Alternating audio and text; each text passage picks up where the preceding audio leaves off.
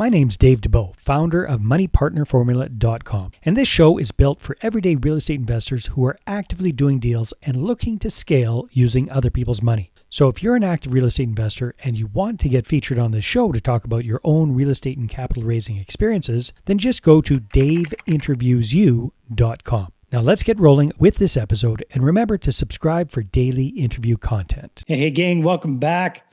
Let me ask you a question. Chances are you've heard of the importance of having a vision for yourself and your business, and maybe even have a mission or a mission statement for your business. Question is, how often do you look at them? Like, how often do we bring these front and center and really kind of reestablish what we're all about? Well, today's guest, zooming in from New York, Aaron Yassin is a very accomplished real estate investor and developer. And these days, he's really been kind of refocusing on mission and vision. So, Aaron, welcome to the show. Great to have you. Great to be on the show. Really excited for an intense conversation. Yeah, well, it'll be fun. This won't be that intense, my friend. I'm pretty relaxed. I can be pretty intense. I'll try to be more relaxed. So first things first, Aaron, give us a little snapshot of what you do in real estate and where you do it. Okay, terrific. I am in New York City, specifically in Brooklyn, and I've been focused on doing ground up condominium development here in the city. But I've also recently, it's actually maybe not so recent because it's been taking a while, I've been working with some partners on developing a business plan to build single family passive houses up in the Catskills, upstate New York. And we have the first house well underway at this point, after some interesting trials and tribulations, all of which are actually interesting to discuss. They definitely cause some delays because there's a lot to discuss there. Well, I want to kind of chunk things up for our conversation into a few different buckets here, Aaron. So first things first, quickly just kind of going over the ground up condo development business, then looking at the new thing that you're doing in the Catskills. And then, as I referenced at the top of the call, talking a little bit about the whole mission vision thing for you. Does that sound good? So first things first, when it comes to ground up condo development, that can be a lot of things for a lot of folks, especially in a city the size of New York. So maybe paint me a picture of what does a typical project kind of look like in that sphere for you? Okay, the projects that I've done so far have been, I think, in the scope of New York buildings, have been smaller buildings, 5 to 13,000 square feet, between 5 and 10 units. Okay. And they have involved demolition, which is typically common. There are, believe it or not, that's how you get to the ground to go up, right? You got to tear something exactly. down. Often the demolition goes below ground too, because older buildings have cellars, but and then you have to fill it in. Right. There's lots of steps involved. But I mean, there are a few cases where you might be able to buy a vacant piece of land. Believe it or not, they still are around. In New York City, there's just very, very few of them. So that's been the focus from a project size standpoint. I'm working on a joint venture with some partners, and we're looking at a larger development sites. We've been focused between, let's say, 30,000 square feet. We're looking ideally between like 30 and 60,000 square feet. We've looked at some bigger, not too many smaller, just trying to achieve a certain efficiency. And we need to get, this is what I've realized after doing the projects that I've done, that I need to get to a certain size to achieve the kind of project efficiencies where it makes sense. And so speaking of that, do you guys typically build to sell? Do you have any build to rent? What is it? Yes. I've been focused on the build to sell model. So, it's very kind of merchant developer type process, because you're really, unlike other types of real estate, you're basically creating inventory, like you would if you made any kind of product, right? Yeah. It's not a happens to be a housing product. Exactly. That's right. That's right. So that's been the focus, and there's a couple of reasons for it. It's definitely a preference of mine from a product type standpoint. But in New York City in the last 20, 25 years, there's definitely been a road where there's been a real split in terms of what you're going to build if you're building a rental building versus what you would build if you're building a condo building, Mm. unless it's a very large development that might incorporate lots of different pieces, of which there are some. But now typically for a rental, it's a rental building or Yeah, a condo building. And from a product it's not mixed. standpoint, because I also have an art and design background, and I'm bringing that component to the process, that background. Very interested in focusing on what I'm building and then selling it and continuing to do that, as opposed to adding in the layers of rental management into the process. So, Aaron, New York City is one of the most expensive markets in the world. Give me an idea, big broad strokes, like when you're working on one of these smaller projects like you've done, what does it cost to like buy the property, demolish things, build the new thing up, and then what are you typically selling the individual units for? Just to give us kind of Yeah, an that's a idea of great the question, difference. and honestly, I can give you some metrics, but it varies dramatically based on the submarket in the city. So Of course. I'll give you some ranges too. So for land acquisition, from a development standpoint, we're always looking at it a site from a buildable square foot standpoint, and that's always going to be based on what the existing zoning is. For the most part, there are some, I know there are other markets where people are often a little focused on doing kind of spot rezoning. In New York City, you're really only going to try to do that if you've got a very big project where you can endure what might be a very long process. So we're looking at the existing buildable square feet based on the existing property, and then you take a look at what the zone, you do that by taking a look at what the zoning is, and then it's an FAR calculation based on that multiple. In the price range in New York City, on the lowest end, you may be able to find some sites in markets, submarkets that I'm not working in, at or below $100 a buildable square foot. And then it goes up to $600, possibly Wow. slightly higher than $600. There are sites that have traded for that. Interestingly enough, there are a few neighborhoods in Brooklyn where the price for that buildable square feet acquisition can exceed many locations in Manhattan, just based on a few different metrics. So this is where you're kind of starting for, where we're generally looking at properties where the range would be between 250 and 450 in terms of what we're looking at. And then So to kind of keep on track time wise, at the end of the day, after you've built everything out, if you're buying it for 250, what are you hoping to be selling for?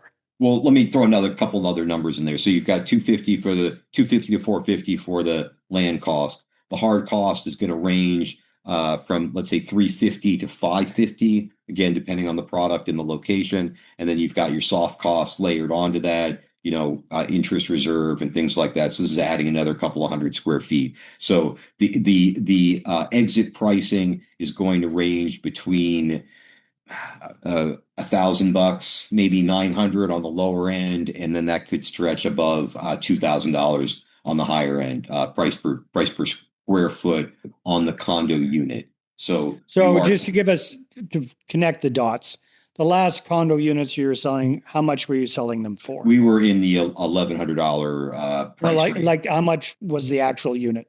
Oh, yes, yeah. Okay, great. Yeah, the one bedrooms were in the sixes, 600,000 and change, and then we had apartments that went up to 1.35 million. Okay, very good. And that this Okay, is more affordable that's for affordable in New York. for New York, right? So you could have one bedrooms that might be 1.5 million or up, depending on the submarket. So and then from an underwriting standpoint, it's really getting all the numbers to work so that what you are netting above those costs gets you to the right return profile. Hey there, if you're a capital raiser, a syndicator, or a fund manager, and you're looking for a steady flow of incoming accredited investor leads, then go ahead, grab a free copy of my new book, How to Get 20 Accredited Investor Meetings Every Month Without Cold Calling, Networking, or Chasing People. You can get that at 20accreditedinvestorsbook.com. Again, that's the number 20accreditedinvestorsbook.com. Absolutely. So, Aaron, let's switch gears. Let's talk about what you're up to in the Catskill very, very briefly. You've got your first one up. What kind of property is this? It's not ground up condo development. It's what?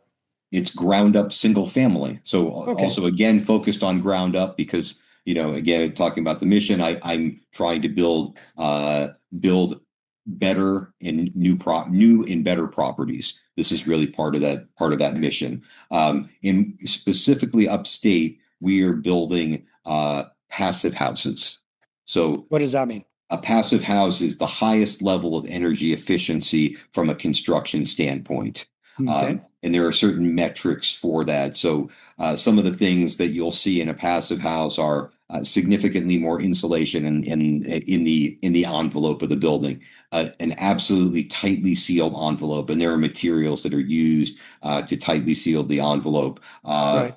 Triple pane windows, typically a must. So we're using triple pane. High efficiency furnaces, water, all that stuff. Right, for the mechanicals, you've got ERVs and things like that. So you highly efficient. So getting down to brass tacks, why?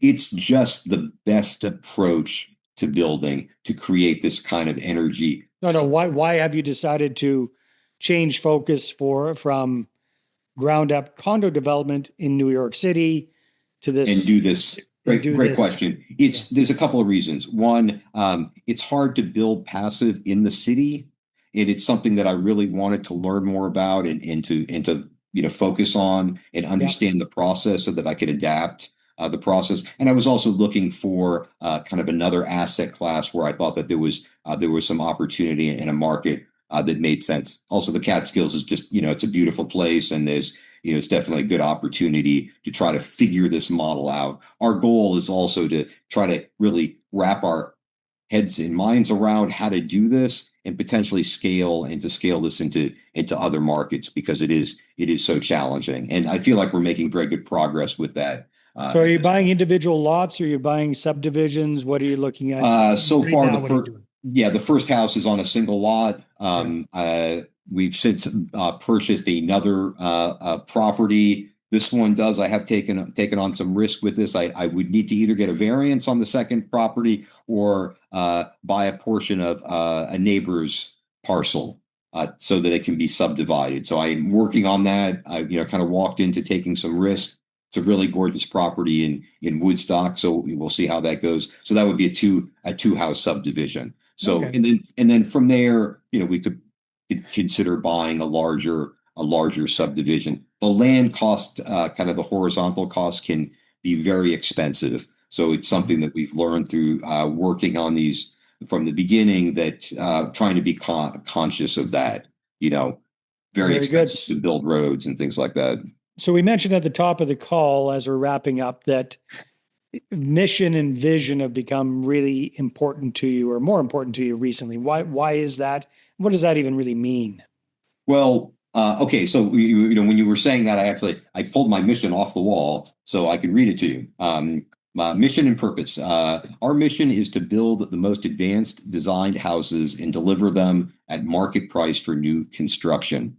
Advanced design is about achieving both a refined aesthetic experience and the highest level of energy performance. This mission is born from the belief that it is possible to build better, and knowing that the tools exist today to do this.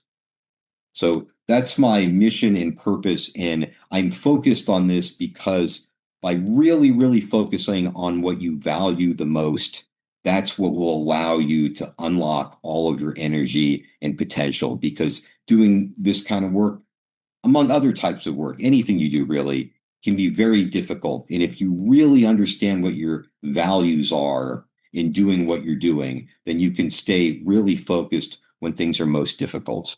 Yeah, well said, Aaron. So we're early days in 2026 still as we're recording this. Where do you see yourself taking your company over the next 12 months? 12 months. Well, I'm definitely will have this first house completed. That's scheduled for August, and we're on track for that at this point Nice. after some delays. I hope that in 12 months I'll have this two parcel subdivision figured out in Woodstock, and then also have another condo project in New York City underway. Likely be in the early days of that. So that those are kind of bigger picture goals for the next 12 months, 2026. Cool. And Aaron, as we're wrapping this up, who are you looking to connect with these days?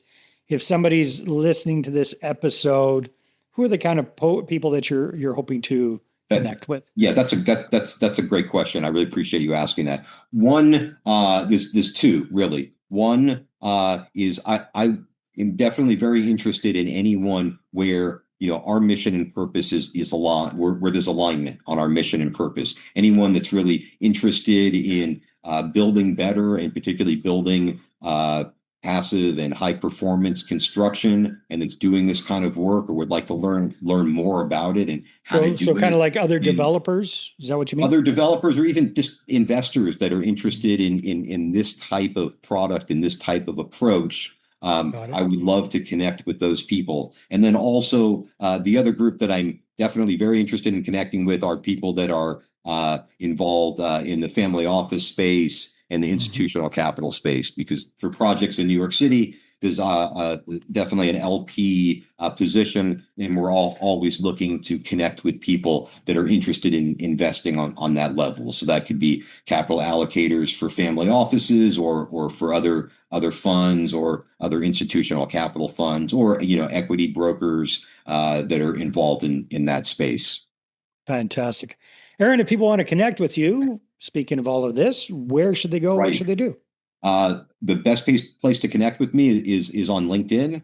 And just look, you can search for me, Aaron Yassin, Yassin. I'm sure the name will be in the show notes as well. Very easy to find. Send me a connection, and please feel free to shoot me a message on LinkedIn. I'd love to get messages there, particularly if it relates to any of these things we were just discussing, and I will look forward to getting back to you.